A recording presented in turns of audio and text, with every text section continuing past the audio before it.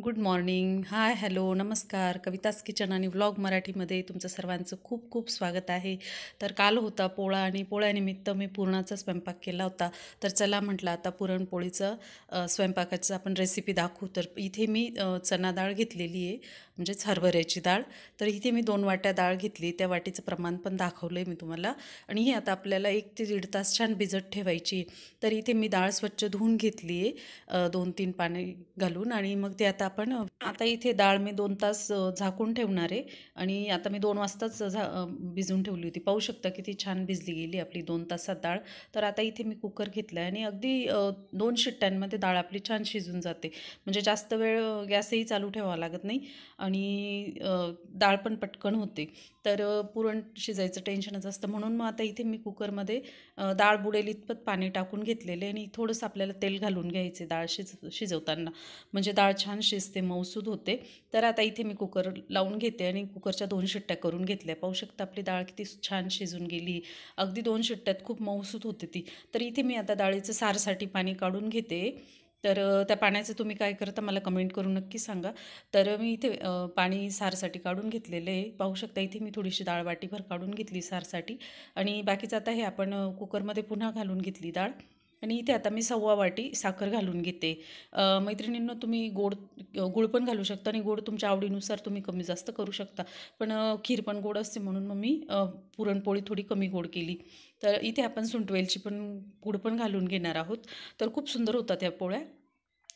साखर टाकल्यानंतर आपल्याला खूप असं पातळ होईल आणि नंतर हळूहळू आपल्याला कंटिन्यू हलवत राहायचे, नाही तर चटकतं ते खाली. तर आपल्याला कंटिन्यू हलवत राहायचे. आणि आता पाहू शकता छान आपलं पुरण तयार झालेलं आहे.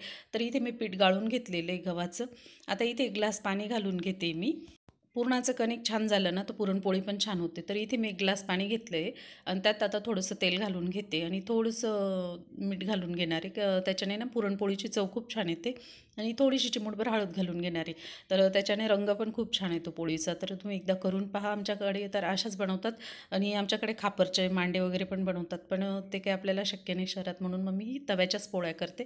आणि इथे मी आपले जे गाळून घेतलेले हे मी साडीचा कपडा लावून मग असं व्यवस्थित पीठ गाळून घेतले. हे पीठ एकदम बारीक येतं आणि ह्याची पोळी पण खूप सुंदर येते. तर असं मी आपलं पाण्याच्या अंदाजानुसार आपल्याला जेवढ्या जणांसाठी करायची असेल पुरणपोळी तेवढं आपण करून घ्यायचा गोळा. इथे मी आता थोडंसं अर्धी वाटीलावरती थोडंसं मैदा घालून घेते. मैद्यामुळे पोळी खूप छान येते. इथे आता थोडंसं तेल घालून आपण गोळा तयार करून घेणार आहोत. आणि हा गोळा आपल्याला व्यवस्थित मिक्स करून घ्यायचा आहे आणि आपल्याला 1 ते दीड तास असं झाकून ठेवायचं आहे. तर ह्याच्या पुरणपोळ्या इतक्या सुंदर होतात मैत्रिणींनो.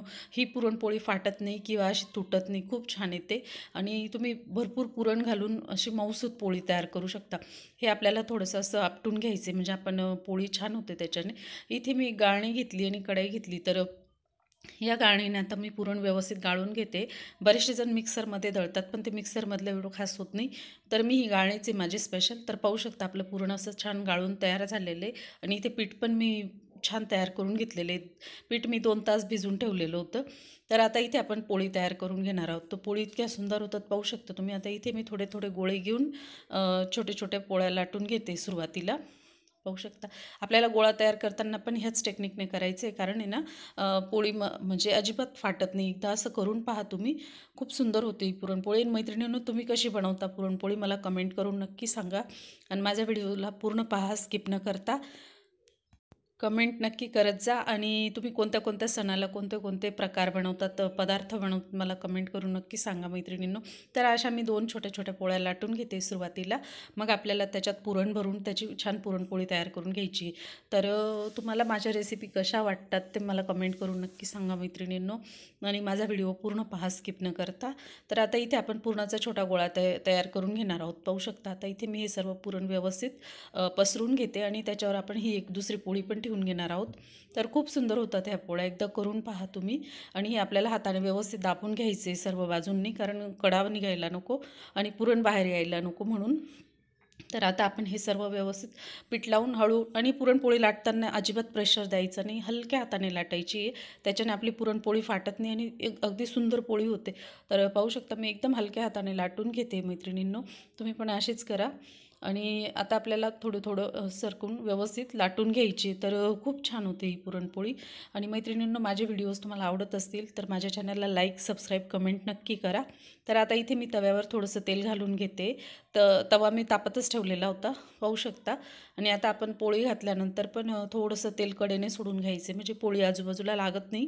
तर पाहू शकता तुम्ही आपली पोळी किती छान झालेली आहे. तर आता एक बाजू पलटायची घाई नाही करायची. सुरुवातीला थोडे असे बबल्स वरती आले की मग आपल्याला पोळी पलटायची. तर आता मी दुसरी बाजूला पलटून घेतली आहे आणि तेल घालून घेते. तर पाहू शकता आपली पोळी किती सुंदर आली आहे. मैत्रिणींनो, माझा व्हिडिओ तुम्हाला कसा वाटला कमेंट करून नक्की सांगा मला.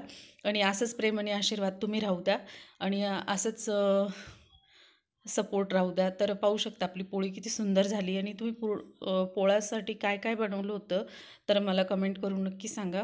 तर पाहू शकता आता मी इथून थोडंसं वरून तेल लावून घेते. पाहू शकता किती सुंदर पोळी आली. आणि ही दुसरी म्हणजे मी अशा सर्व पोळ्या तयार करून घेतलेल्या आहेत, पाहू शकता.